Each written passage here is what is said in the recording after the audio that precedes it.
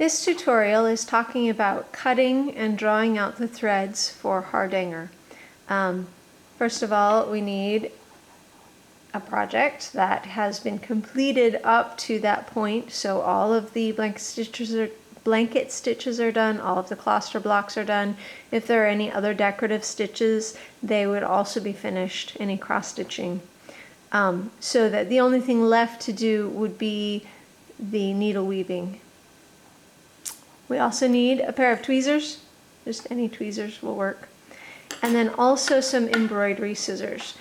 Basically you need scissors that have a very fine point. That doesn't look like that's in focus. You need scissors with a very fine point and a fine blade that's skinny. These are mustache trimming scissors. And they work fine. If you look at these are not embroidery scissors. These are just some sewing scissors. Or no, these are hair cutting scissors. These would not work because even though they have kind of a skinny blade, they have a rounded tip. And then they also have kind of a fat blade here. And so you wouldn't be able to get them in between the threads. And then obviously sewing scissors would not work because the blade is way too fat. All right, so let's talk about where to cut. After doing all this work, you don't want to cut in the wrong place. It's not the end of the world. You can fix it, but you don't want to have to. So when you're going to cut, first of all, double check and make sure that you really want to cut that thread before you cut it.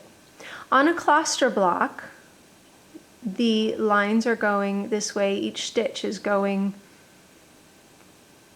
the same way, and you are going to cut perpendicular to that. So the stitches are actually holding back the threads. So you wouldn't cut on this open end because then there's nothing to hold the threads in.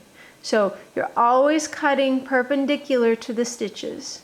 And you're cutting 4 threads. I find it helpful to cut into the corner.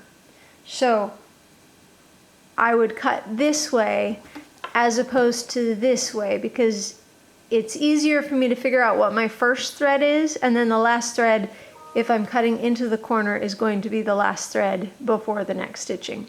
So most pair of scissors have a finer blade and a thicker blade. Use the finer blade for going in between. And you're going to put your scissors in between right here, and you're going to cut. Now, notice I am cutting the thread in between the 2 threads on the cluster block. I'm not cutting the thread that's outside the cluster block. So be careful not to catch any of the white pearl cotton thread, and you're going to go all the way through and out the other side before you ever cut anything. So I've got it going in here and the tip is coming out here, and I'm going to count. I have 4 threads on there. Yes, I do. And then I'm going to carefully snip. Okay, now I'm going to do this one here on the other side. So again, I put the tip of the scissors in, and then I pull the tip out the other side, and I check. I've got 1, 2, 3, 4 threads on there. That is what I want to cut, and I snip it. Okay, now sometimes you're not snipping every set of threads that are perpendicular, so you would look at your pattern and check, but on mine I am snipping everywhere. Okay, that's not true.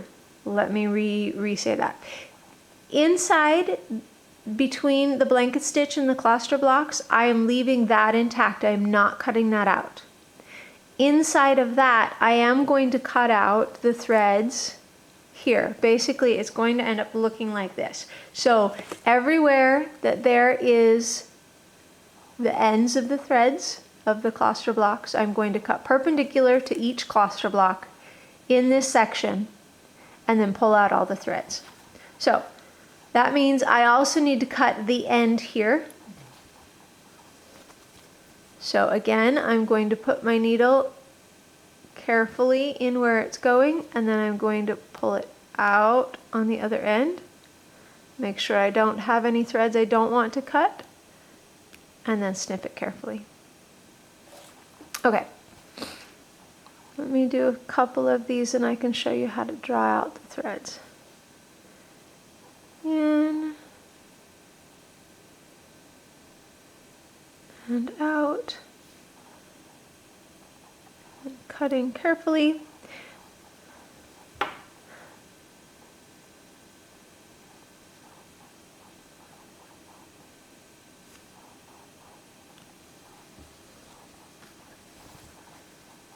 Okay, and now I've got to do this one here because that is also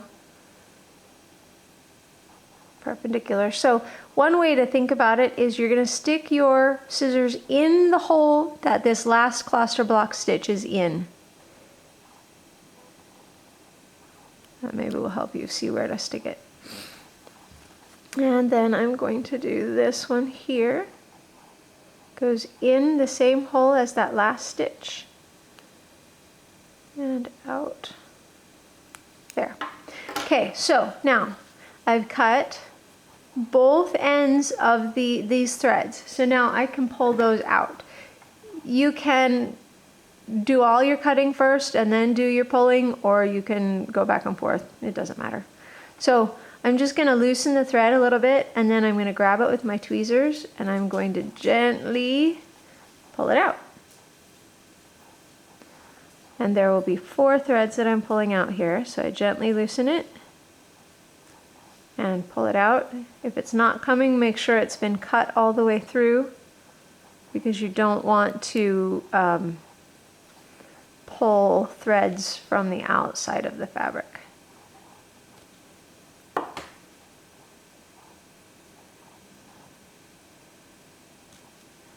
And there I have my first little set of drawn out threads.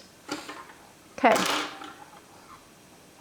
Now I'm going to do these ones down here so that I can draw it out the other direction. Now this one is kind of tricky because this set of threads is going to be pulled out all the way across the entire thing. You probably won't start out with a project like that.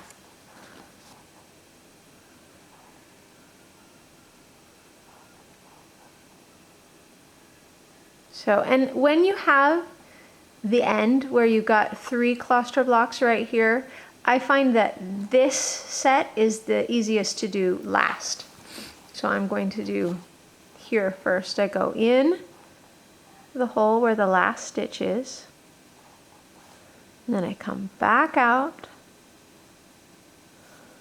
the hole where the the other last stitch is on the other side.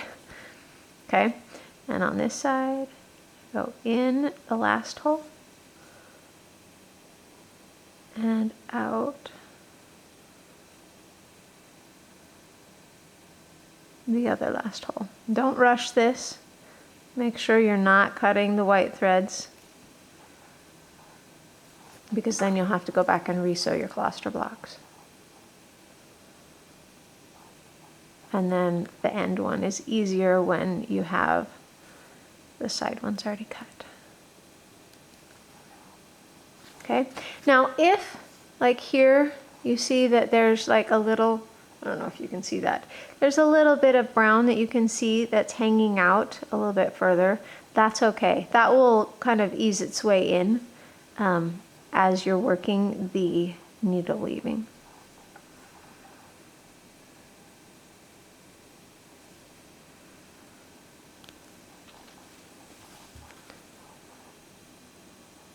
Now, if you have used a hoop at all in your sewing, I don't recommend using a hoop at all for Hardanger. It just isn't practical because you move around so much more than with cross stitching.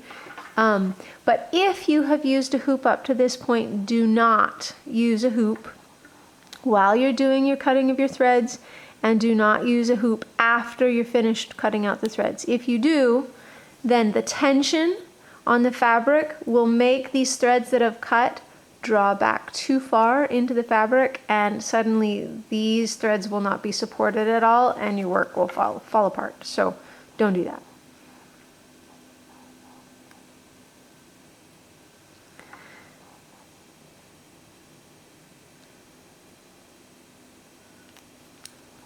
Now, if you find you're working with fabric here and you've got just too much fabric in your hand and you can't get there, you can roll up the fabric and then just hold it in your hand like this. And that way you can get to the fabric easier. Okay, so now I have another section. Oh, I'm gonna do these right here.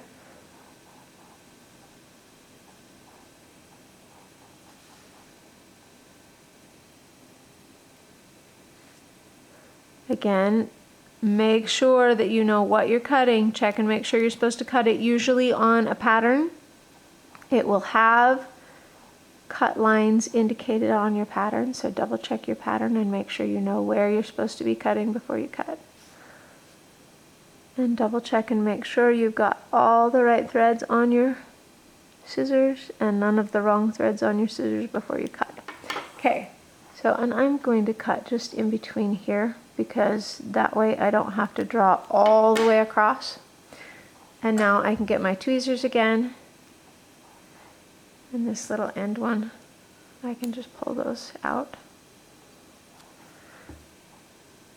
And then I will carefully draw out each thread.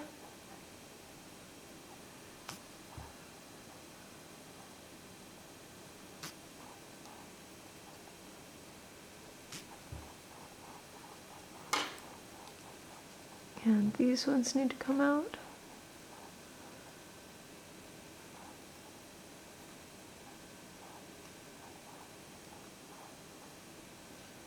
Now, if you find that you have cut the wrong thread, like I say, it's not the end of the world. What you would do is you would take one of the threads from the outside here and you would tie it off into the back of your fabric, and then you would just weave it through as if it was a regular thread, and then you'd tie it off in the back of the fabric over here.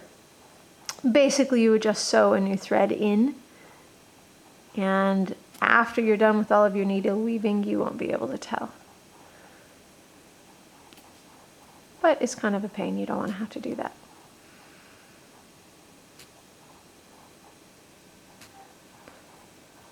Okay, and oh, I want to do these right here, just to show you what it's going to look like.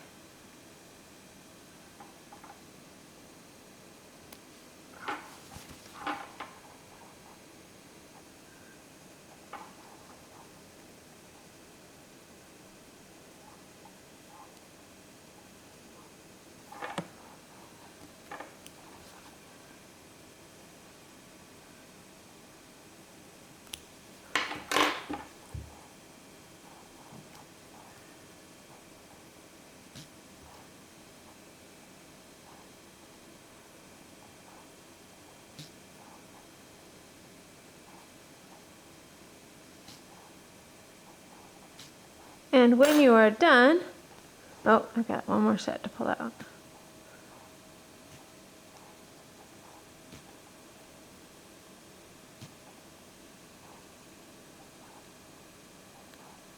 Oh, and I didn't get cut all the way.